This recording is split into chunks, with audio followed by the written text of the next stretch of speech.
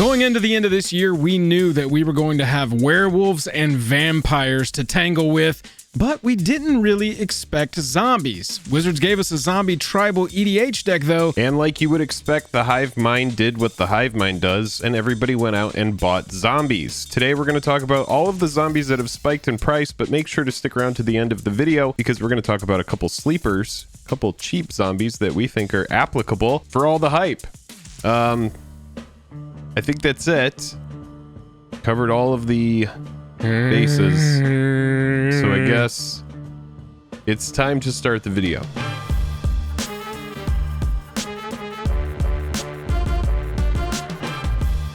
Highest level of gratitude to our patrons who power the channel through Patreon. Check out the Patreon link in the description to learn about monthly giveaways, VIP Discord access, and even our official playmat. Hello and welcome to The Day. Thank you for spending your time with us. I'm Jake. I'm Joel. Welcome back to another episode of Jake and Joel Are Magic. Wow, we have been watching some zombie prices crawl up out of the grave.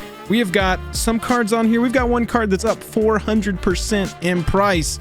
Jake, you ready to get into these zombies? Yes, we've got some cards to talk about. Make sure to stick around to the end of the video because we've got some sleepers as well. Let's get into it. We are starting with Mikaeus the Unhallowed. Jake, this card is just like good in EDH. This is the most expensive card in this list that we've got at $42.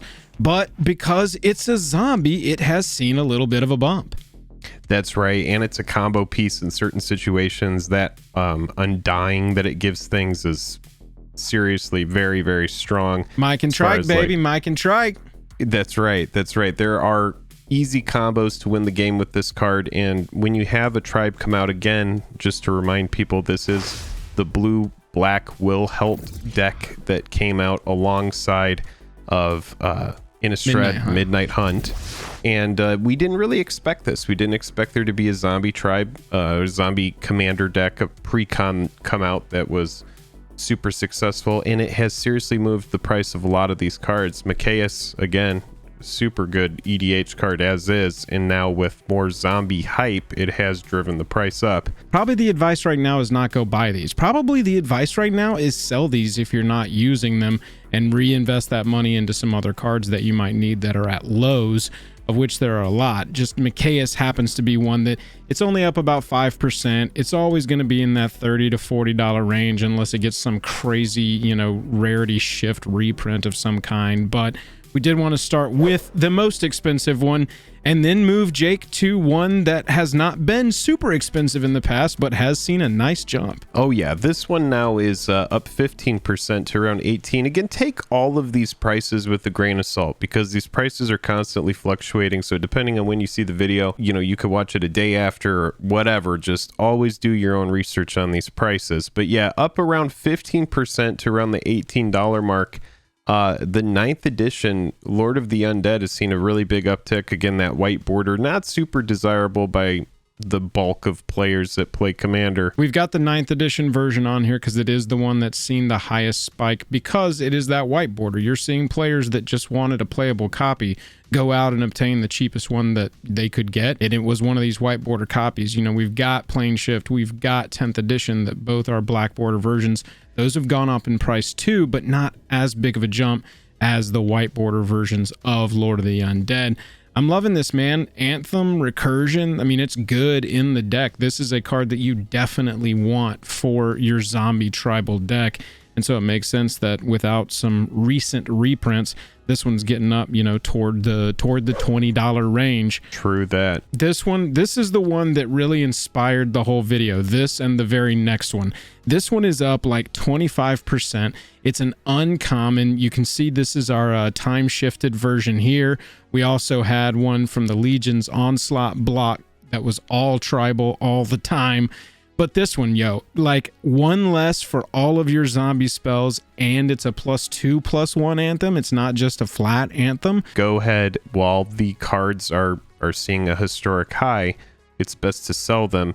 You know, expect these kind of cards to get either printed on a list type situation, show up in maybe like a collector product, depending on what tribal support is in a given set. Even a secret lair is a good spot. You know, they could be like around Halloween, There could be a zombie set, a vampire set, a werewolf set, very realistic, based on what I would do as a company if I were trying to drive hype around, certain holidays and that kind of thing. But yeah, these are all cards that will likely see a reprint in the future. Absolutely. Coming up next, the biggest percentage growth of any single zombie on this list. Hey, if you're enjoying the video, click that like button and click that subscribe button. It really helps us signal to YouTube to get this video out to more people. That's right. And if you are a fan of the channel, head on over to Patreon and get involved on a deeper level. That's a great way to help us do this full time. Otherwise, thanks for watching. So 400% gain. Noxious Ghoul, a card that was essentially like $1 uncommon, definitely had some zombie application, but now fully on everybody's radar. This card is spiked to around like the $10 range. Yeah, pretty nuts. The old border version too, because that's the one with the old zombie-est looking frame as far as looks go. So a little bit more for that Legion's copy, and then you've got this one, the Plane Chase copy. It's a little cheaper. It's $6 ish. But yeah, I mean, this one, Jake, up until even like September, this card was $1. You could have bought just 50 to 100 of these things and flipped them all for a $10 bill. It's not unlikely that this could get printed right into a standard set. I don't think this is game breaking in standard. So the likelihood of a reprint on Noxious Ghoul is very high.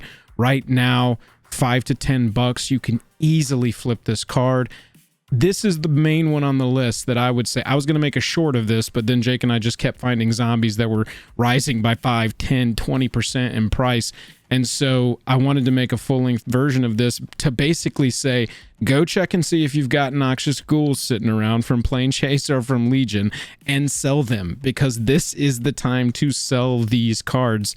Noxious Ghoul, that's the big one. Jake, next up we've got Havengul Lich, and this is a mythic that has got a very low print run, 2 printings total.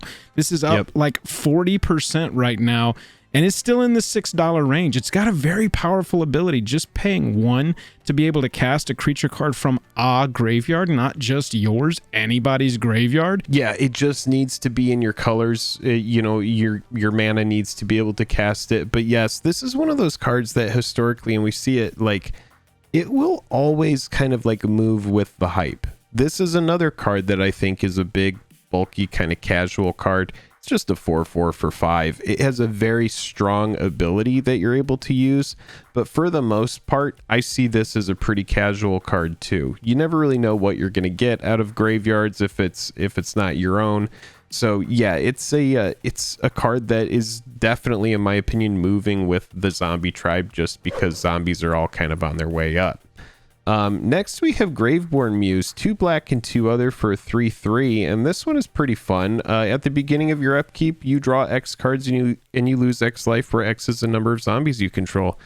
Graveborn Muse is up around 26% to around that $10 range. Again, this is like a weekly change on these cards, and all these prices should be taken with a grain of salt. No financial advice here at Jake and Joel. Do all your own research yourself. We're just here to kind of report on what we are seeing. But yeah, this card makes perfect sense, right? I mean, this is perfect in the deck. It gives you velocity in a tribe that, blue and black, there's going to be draw spells in there, but this is nice velocity on a body. There's going to be a lot of anthems in these zombie decks, so once this enters and once we start hitting those upkeeps, we're going to get some serious card advantage. Yeah, absolutely. Passive card advantage. I love that it's just passively happening at the beginning of your upkeep, and it's counting the number of zombies you've got.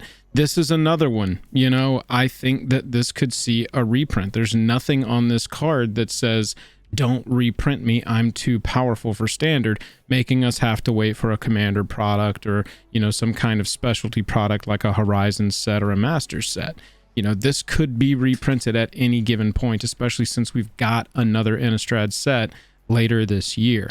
So these are the kinds of cards you want to go see if you've got them. Now's a good time to take advantage of these climbs in price. Grimgrin, Jake, this is one that I covered in the zombie upgrades for that zombie Wilhelt deck. This is an alternate commander for zombies and a really fun legendary creature in the 99 regardless. This has only got 1 true printing in the original Innistrad. I mean, Grimgrin's gone up about 17% to $15. As far as zombie mythics go, this is one that I definitely say you want to copy if you're playing zombie tribal. Yeah, I think so as well. It's got a nice toolbox of effects. Yeah, it's a nice sacrifice engine as well. So pretty strong card here. Pretty strong card. Again, scarcity play. So look out for that. Then we have Fallen Shinobi, and this is a card that was in Modern Horizons 1. It's got 1 printing. And it's kind of been a sleeper card since it came out. Not a lot of hype here. We're looking at another kind of heavy card here. If you're not using ninjutsu, the mana value is a little bit steep on Fallen Shinobi. It's up 47% though to around that $5 range. In my opinion, this looks like a speculative buy. There's probably people that are just getting in on this card, not only because Modern Horizons is still in a little bit of that hype wave, in my opinion, but also zombies. Zombie tribal, it's good for. Ninja tribal, it's good for. It's nice that the wording on the rule on the mechanic ninjutsu is returning an unblocked attacker. It's not returning an unblocked ninja. And so, that's right. You know, in a good zombie deck, you're making a lot of zombie tokens. Return one of those unblocked attackers you control to their hand. Obviously, that just evaporates the token, but that gets Fallen Shinobi onto the battlefield, dealing that unblocked combat damage, and then you can start playing those cards off the top of their library. And so, yeah, at $5, this one and the next one that we've got are lower on the totem pole as far as overall value, but it is interesting to note that Fallen Shinobi and Risen Executioner have both raised about 50% up into the $5 range, you know? Yeah, Risen Executioner, 100% bulk mythic for as long as I can remember, but now the needle is moving on the card just because it is an Anthem. Other zombie creatures you control get +1/+1. That can't block isn't super attractive. The 4/3 for 4 isn't even really that attractive. You can cast it from the graveyard if you pay 1 more to cast it for each other creature card in your graveyard. So a little bit of recursion there built into the card, but otherwise you're playing it for the Anthem, and not a huge movement again on this card. But let's talk about one card where there has been some serious movement, and this happens whenever a new tribal deck comes out. These are the kind of pieces that move. Yep, Coat of Arms. I made a whole video on good tribal cards, generically good tribal cards in each color and artifacts. Coat of Arms was on that list, and Coat of Arms is always going to get a nice little pop. This one is up in the $15 to $20 range, depending on which version of it you're going to pick up. It's generically good in tribal decks, and so when tribal decks get printed, like they have been much more frequently over the past few years, you're going to see an uptick in these generically good tribal cards like Coat of Arms. Yep, they just slot into everything. So it's like you could pretty much reprint these as much as you want, and players are just going to soak them up. So it's no surprise that these are seeing an uptick. And I wouldn't be surprised if we see a Coat of Arms reprint in the near future. In the next X amount of sets. Yeah, it hasn't had a reprint in a nice little while, and so it would be nice to see that one pop up again and drive the price down. Speaking of driving the price down, we want to talk about 3 specs that when we were looking through the zombie cards that had been rising in price, we were a little bit surprised that these hadn't gotten more love, and these are still very low. Zombie Trailblazer and the next 2 cards that we're going to look at are all less than 50 cents right now, so they are very cheap to pick up.